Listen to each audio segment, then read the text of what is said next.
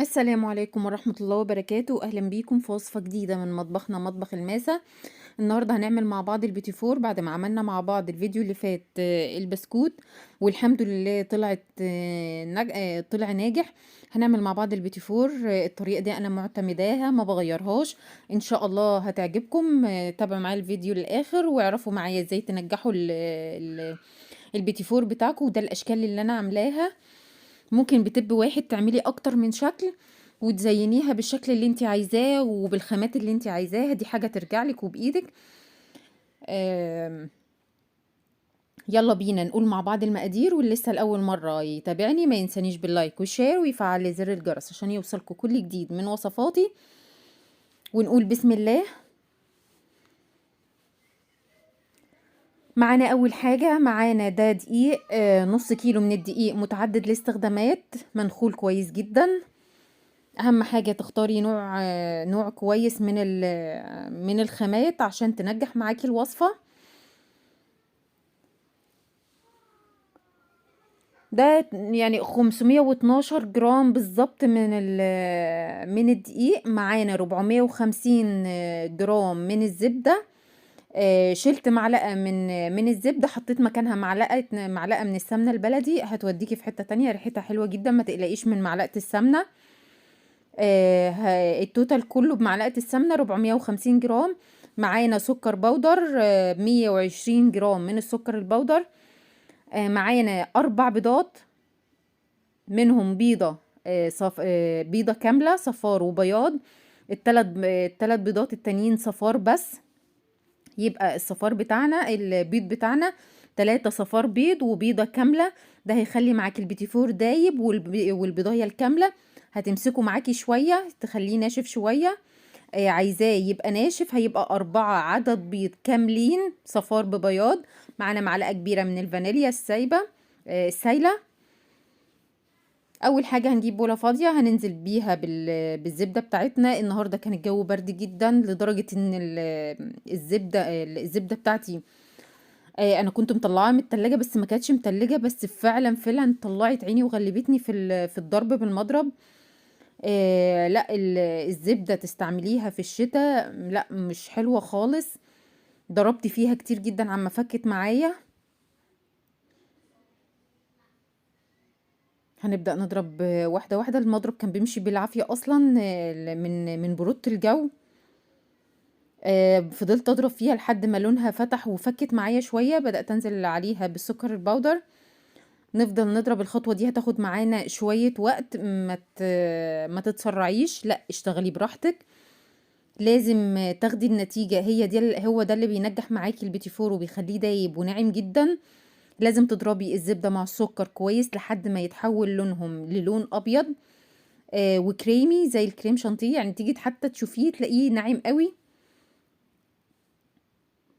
هنفضل نضرب فيهم لحد اللون خالص ما يبقى فاتح معانا والقوام كريمي. زي ما بقول لكم كان مطلع عيني الزبدة كانت مطلعه عيني عما اتضربت. بكده بدأت تفكي معايا. من وقت للتاني في خطوة مهمة جدا لازم نعملها.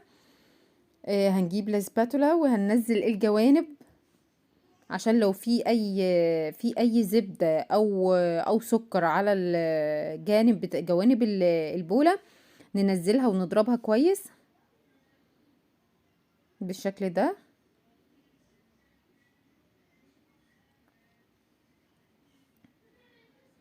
هنبدأ نضرب تاني.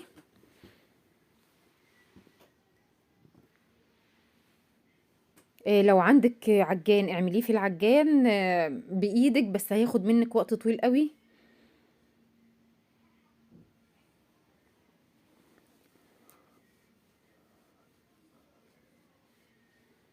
ده القوام بتاعها دلوقتي. هننزل برضو الجوانب بتاعتها. هوريكم بس قد ايه هي ناعمة، شايفين ولونها فتح. هنقلب ننزل كل الجوانب بتاعتنا دلوقتي. هننزل بالبيض بتاعنا واحدة واحدة. حطيت الفانيليا على البيض. الفانيليا دي حلوة قوي. السايلة دي نوعها حلو جدا، ريحتها فواحة. انا كنت جايبه فانيليا قبل كده، لا بس مش ريحتها زي دي.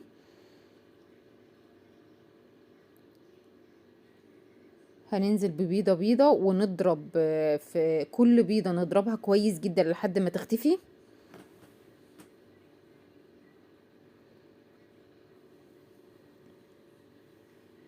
بالشكل ده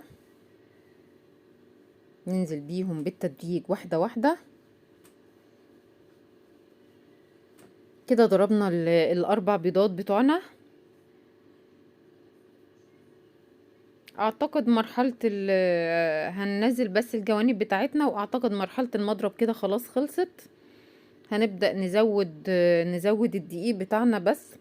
الدقيق بتاعك حاولي ما تزوديهوش مرة واحدة، عشان ما تحتاجيش تزودي زبدة تاني. نزليه واحدة واحدة على حسب الدقيق بتاعك ما بيتشرب السوائل. انا الدقيق ده نزلته واحدة واحدة لان كنت الاول مرة اجربه، فمش عارفة هياخد مني سوائل قد ايه. بس ما شاء الله خد معايا بالظبط 512، نفس اللي انا بعملهم على ال 450 جرام من الزبدة. البيتي فور ما بتعجنش يا جماعة، البيتي فور ما بتعجنش، يا دوب بتقلبي فيه لحد ما الدقيق يختفي وكده وقفي عشان ما يعضمش وينشف منك وترجعي تقولي هو ليه ناشف. احنا بنقلب بس من تحت لفوق كده لحد ما الدقيق يختفي معانا، خلص على كده البيتي فور. عجينة البيتي فور بتلزق، يعني تيجي تلمسيها تلاقيها بتلزق لدرجة مش عارفة تمسكيها في ايدك. بس مجرد الايد اللي مش نظيفة دي، طبعا هغسل ايدي عشان اختبرها. هتحطي ايدك عليها مش هتبصم معاكي او مش هتعلم في ايديكي بالشكل ده. كده خلاص، كده العجينة مش محتاجة دقيق. اما لو علمت في ايدك جامد جدا، لا كده محتاجة يتضاف لها دقيق. حطي حوالي معلقتين ولا حاجة او 3، حسب ما انت يعني حاولي تضيفي لو محتاج كمان ضيفي معلقة معلقة عشان ما تزوديش كتير عن لان انت هتستعملي. انا هنا هستعمل بالكيس الحلواني، يعني محتاجاها سايلة مش متماسكة.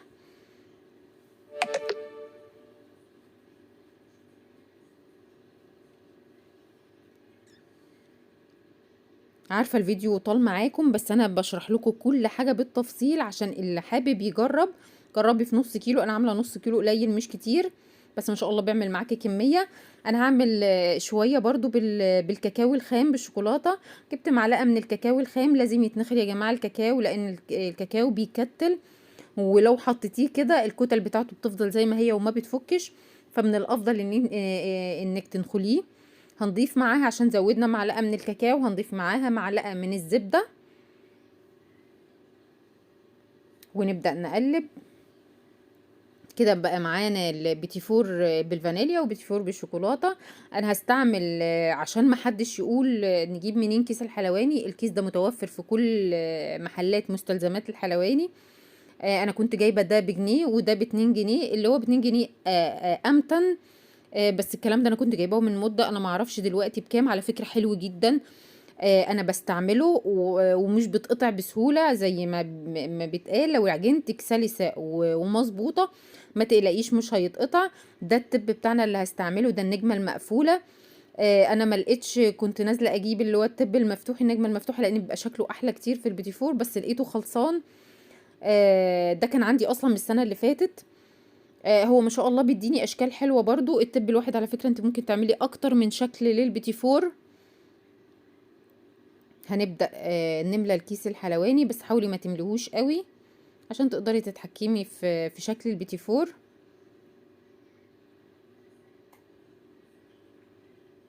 بالشكل ده.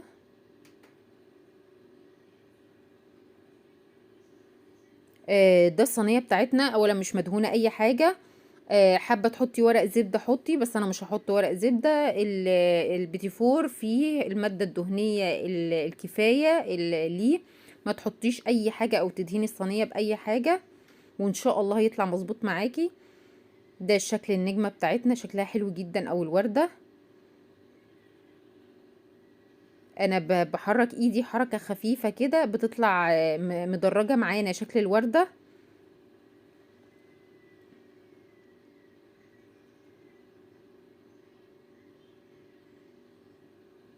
على فكرة الشغل بالكيس الحلواني او بالقمع حلو قوي ومش متعب خالص. لو العجينة معاكي كويسة. انا طلعت غلبتني النهاردة بس عشان الجو كان برد والزبدة كانت ماسكة، انما الحمد لله انا بحب اشتغل بالقمع. هنكمل، هوريكم شكل كمان او شكلين كمان. انت ممكن تتفنني في الاشكال بتاعه البيتي فور. ده الشكل كمان انا بحبه. يا رب يكون واضح قدامكم هو انا بعمله ازاي.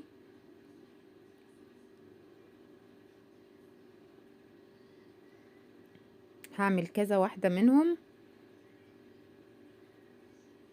انا لفيته عشان تشوفوا كويس اللي انا بعمله كده، وبقوم رافعاها ونازله بيها.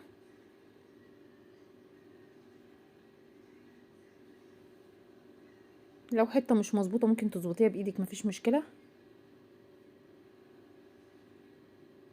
على فكره الشغل بالقمع ما شاء الله سريع، مش بيعطل ولا حاجه. ما تنسونيش تنزلي تحطي اللايك، اللي لسه اللي بيتفرج عليا وما حطش اللايك وهو بيتفرج، لا انزلي حطي اللايك بليز.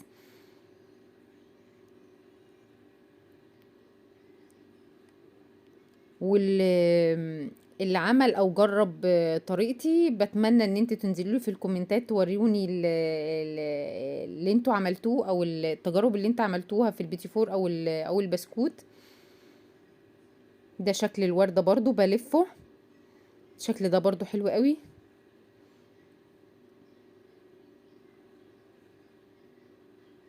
لفي بس ايديكي حوالين بعضها هتطلع معاكي الشكل ده. وهبدأ اعمل كمان، هنخلص ده وهنبدأ نعمل الشوكولاتة. في معلومة كمان، ان انتي لما بتيجي تشكلي البيتي فور الشوكولاتة او اي حاجة فيها شوكولاتة لازم تحطي معاها واحدة بيضة، بحيث ان هي تعرفك التسوية المظبوطة. انا في الوقت ده كنت مشغله الفرن على درجه حراره 180 او 100 او 170 حسب فرنك. بشغل من تحت بس لحد ما ياخد لون من تحت وبطفي. انا على فكره باخد التسويه كامله من تحت للبيتي فور، واطلعه لحد ما ياخد اللون من تحت واطلعه. وبعد كده بطفي النار من تحت وادخل صينيه تاني ياخد من الوش. ده لو مش عارفه تسوي التسويه المظبوطه بالظبط، بيطلع معاكي بالشكل ده وبالجمال ده. مفيش احلى من كده ولا اروع من كده. بسم الله ما شاء الله. اللون من تحت زي من فوق. شايفين عامل ازاي؟ وهوريكم قد ايه البتيفورايه دايبه والرسمه بتاعتنا واضحه ازاي. شايفين مجرد ما بضغط عليها اصلا بتتفرفت معايا.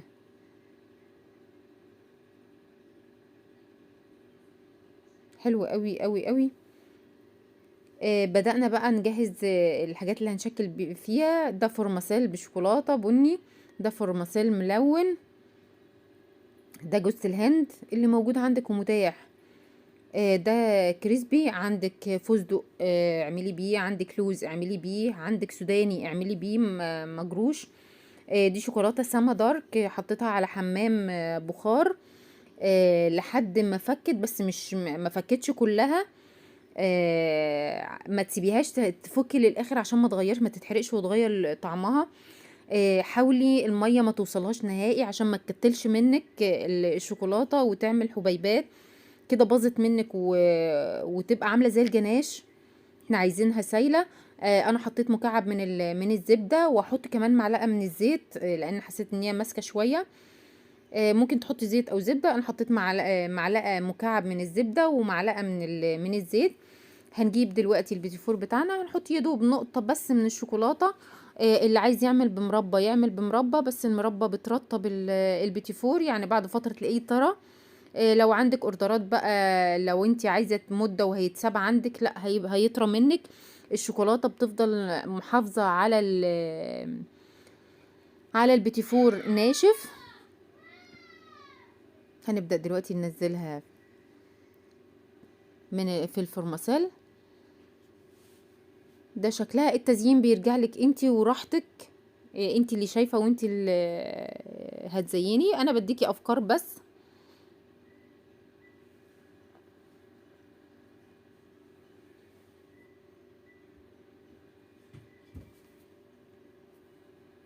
ده كمان الشكل التاني اللي هو الطويل.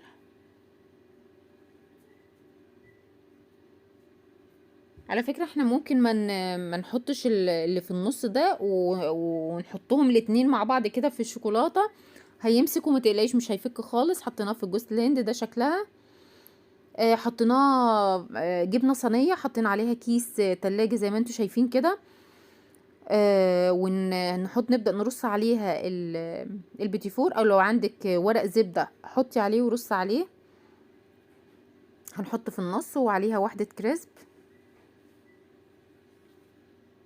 على فكرة بتتبسطي جدا وانت بتعملي. انا ابني اللهم بارك كان بيشكل معايا بعد ما انا قفلت الكاميرا، ما شاء الله كان قاعد بيعمل معايا ومبسوط جدا. خلي الولاد يساعدوكي فيه.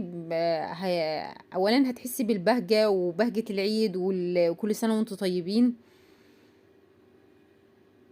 هنبدأ نرفعها بالشوكة. ده بقى غطستها كلها في الشوكولاتة وطلعتها. هنصفي خالص الشوكولاتة الزيادة اللي فيها. يا ريت ما الفيديو ما تزهقوش مني وتقولوا عليا لكاكة. انا بجيب لكم التفاصيل بتاعة البيتي فور عشان الخامات كلها غالية، فخسارة تبوظ منكم. وده شكل الطبق بتاعنا او البيتي فور بتاعنا. نص كيلو من الدقيق عمل معانا كيلو 150 تقريبا جرام من البيتي فور. ما شاء الله عمل كمية كويسة جدا. ولادك هيتبسطوا بيها قوي. عندك اوردرات هتطلعيها هيبقى حلو قوي. ده شكلها. واستنوني في وصفة جديدة وطبخة جديدة من مطبخنا. والسلام عليكم ورحمة الله وبركاته.